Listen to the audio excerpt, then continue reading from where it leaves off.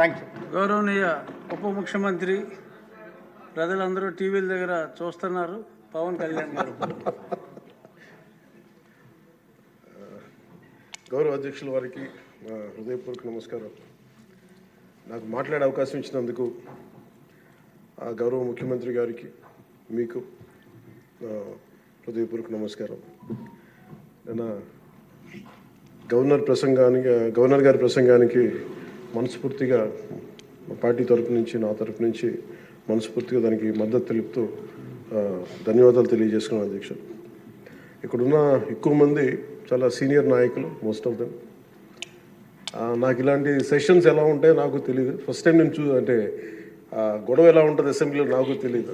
ఇబ్బందులు నాకు చాలా ఆశ్చర్యం కలిగింది ఏంటంటే నేను ఇట్లాంటి గొడవలు టీవీల్లో గతంలో తెలంగాణ నరసింహన్ గారు గవర్నర్గా ఉన్నప్పుడు ఉమ్మడి రాష్ట్రం అప్పుడు గొడవలు చూశాను, టీవీలో చూసామని. అట్లీస్ట్ దానికి ఒక కారణం ఉండిందో ఇంకో 100 విభేదించే పరిస్థితులు ఉన్నాయి.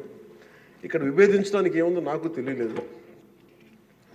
నేను అనుకుంటా ఉన్నాను అసలు ఇలా ప్రవర్తించవచ్చా అని, ఇలా చేయొచ్చా అని. అంటే ఇది leaders should lead by example కదా. రాష్ట్రానికి ప్రథమ పౌరులైన గవర్నర్ గారు ఇలా ఈ స్థాయిలో ఉండి ఆయన మర్యాదపూర్వకంగా వచ్చి మన బడ్జెట్ని, మన రాష్ట్ర విధానాలని ఆయన ప్రవేశపెట్టి మాట్లాడుతూ ఉంటే గౌరవించే విధానం ఇదేనా అని అనిపించింది. సో నేను మనోహర్ గారితో మాట్లాడుతాను, మా సహచరులను, మన సివిల్ సప్లైస్ మినిస్టర్ గారితో.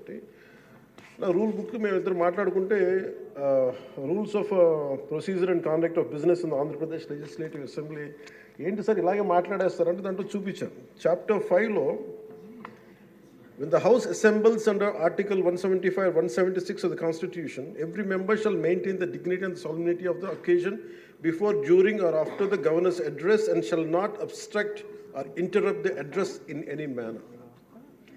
Maintenance of dignity and solemnity at governor's address అనేది చాలా స్పష్టంగా ఈ రూల్ బుక్లో ఉంటే మనమే రూల్స్ని ఇంప్లిమెంట్ చేయాల్సిన వాళ్ళం. వారికి సంఖ్యాబలం ఉందా లేదా పక్కన పెడితే every member of this house has a responsibility to follow the rules. మనమే కనుక రూల్స్ని బ్రేక్ చేస్తే ఇంక మన ప్రజలకి కానీ చూసే వాళ్ళకి ఏం చెప్తాం.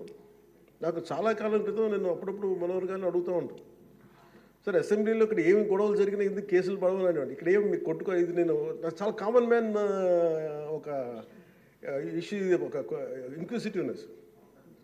అండ్ నాకు పార్లమెంట్లో గొడవ జరిగినప్పుడు ఏమి ఏంటి ఇబ్బంది పెట్టేస్తారు ఏంటంటే ఇక్కడ అవేమి ఉండవు, ఇక్కడ ఇట్స్ ఫ్రీ ఫర్ ఆల్ అన్నట్టుగా మాట్లాడితే then we have more responsibility. మన మీద రూల్స్ పెట్టలేదు అంటే ఏం కేసులు పెట్టమండి. ఇదే కనుక నిన్న వాళ్ళు చేసిన గొడవే కనుక గవర్నర్ గారి మీద ఆయన సుప్రీంకోర్టు జస్టిస్గా ఉన్నప్పుడు ధైర్యం చేయగలరా, కళ్ళల్లో చూడగలరా?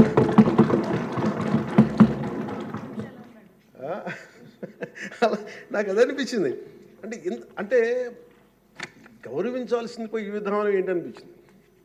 నిన్న టీవీ వాళ్ళని అడిగారు, మీరు వీళ్ళు వైసీపీ నాయకులు ఇలా మాట్లాడారు కదా, మీ ఇదేంటి అని. YCP synonym for ruckus. అంటే గొడవకు కానీ బూతులు కానీ వాళ్ళు పర్యాయ పదం అయిపోయారు.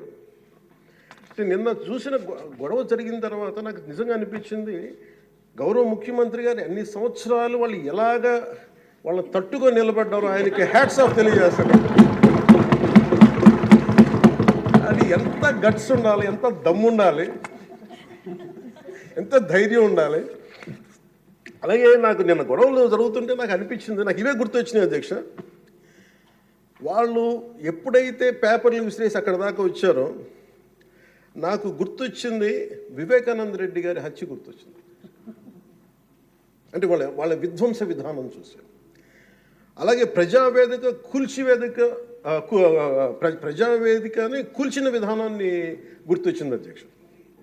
200 పైచిలకు ఆలయాలని విధ్వంసం గుర్తొచ్చింది అధ్యక్ష. డాక్టర్ సుధాకర్ గారు చనిపోయిన విధానం గుర్తొచ్చింది అధ్యక్ష.